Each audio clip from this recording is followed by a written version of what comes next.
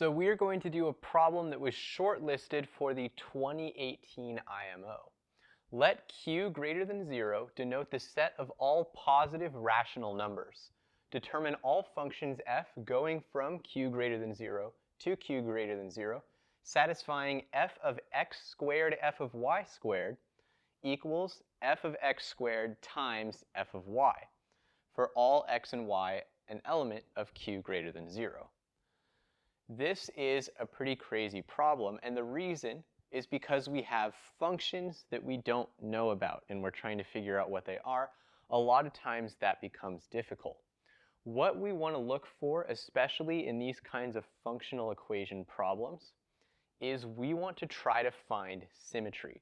Because when we get to a situation where we're symmetric equations between two variables, a lot of times that lets us do comparisons that get us closer to a solution. So in this case, where do we see symmetry? Well, this f of x and f of y are multiplied together, but one of them is squared and one of them isn't. So this part here doesn't look like it's going to end up very symmetrical. Instead, let's try looking at this part, because I notice we have x squared and f of y squared. Both of those are squared. All we need to do to make this perfectly symmetric is to make both of these look the same. Right now we have x and then f of y. So what if we just said, let's let x equal f of a for some number a that we're defining now. If that's true, then what we get is f of a squared times f of y squared equals f of, in this case, x is again f of a squared times f of y. Now we have exactly that symmetric thing that we're looking for.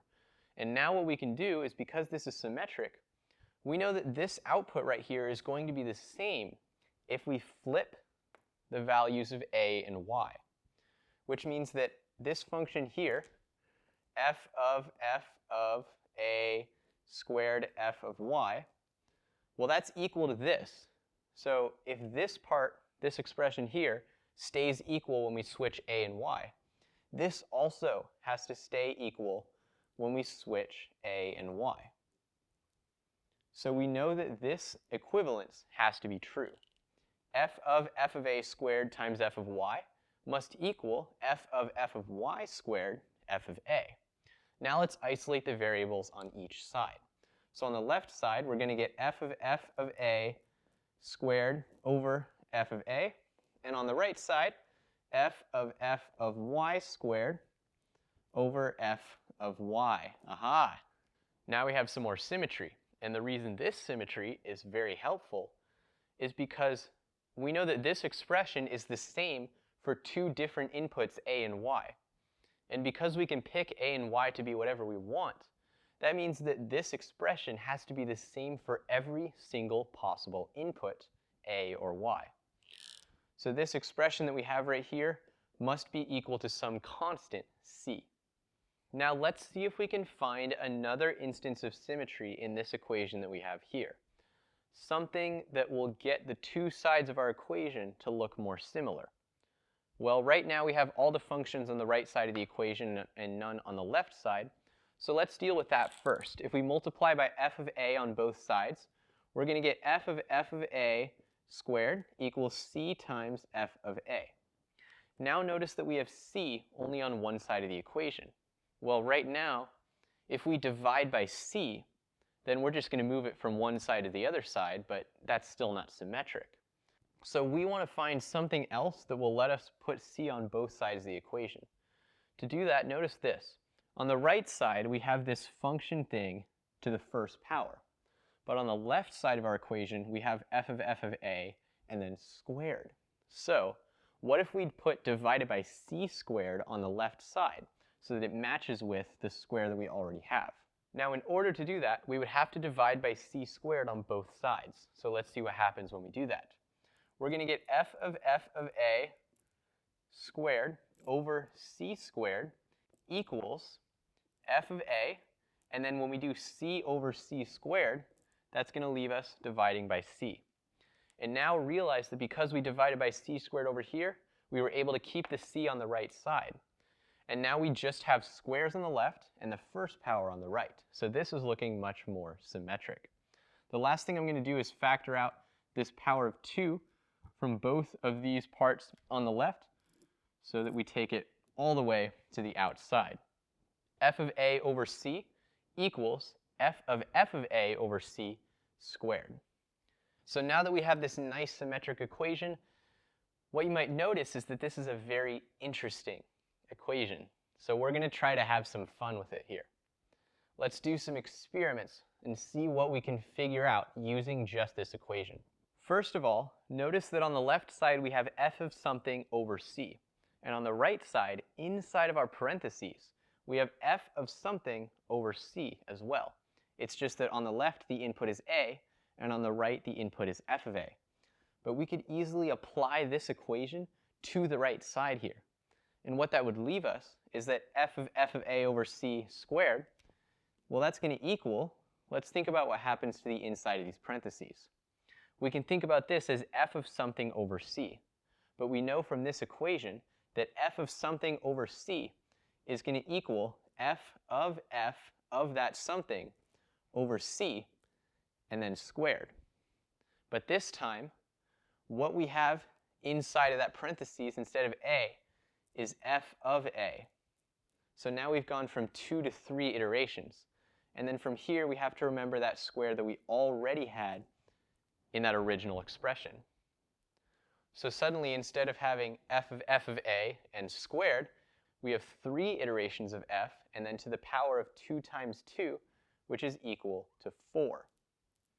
And we could keep applying the thing that we just did over and over and over again to this input. Because now instead of the inside of our function being f of a, it's f of a, but we can still do the same thing. If we iterate again inside of this power, we're going to have 4 iterations of this function. So I'm going to put f sub 4 to mean f of x 4 times. So f sub 4 of a over c. Well, first we had squared, then we had to the power of 4. If we squared it again, we would get the power of 8. After that, we get the power of 16 and 32 and so on. In general, this is going to equal f sub n over c. So we've done n iterations. And let's think about, based on this number n, what power are we raising this expression to? Well, we know that it's going to be some power of 2. It's going to be 2 to the something. But let's figure out what that is. When n is equal to 2, f of a, we have squared, or 2 to the first power. When we have n equals 3, it's 2 to the second power. When n equals 4, it's 2 to the third power. Or in general, it's going to be 2 to the n minus 1, because that power is always 1 less than the number of times we apply the function. So this expression that we have right here, remember that is equal to f of a over c. Now let's think about what this means, because there's one other condition that we haven't used that much so far, which is that f goes from positive rational numbers to positive rational numbers, which means that everything we're looking at right here has to be rational. F of a has to be rational because we know the function maps to positive rational numbers. And remember that our constant c, that was originally defined as a ratio of 2 values of our function. And a rational number divided by a rational number has to be another rational number. So this thing that we have right here, f of a over c, that is rational. And so is what we have down here. It's another rational number raised to some power. But now we have to think about, what does it mean for everything in this equation to be a rational number?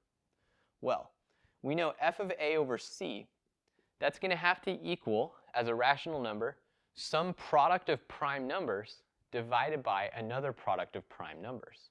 Because we know a rational number is a ratio of integers, and integers are always made up of primes.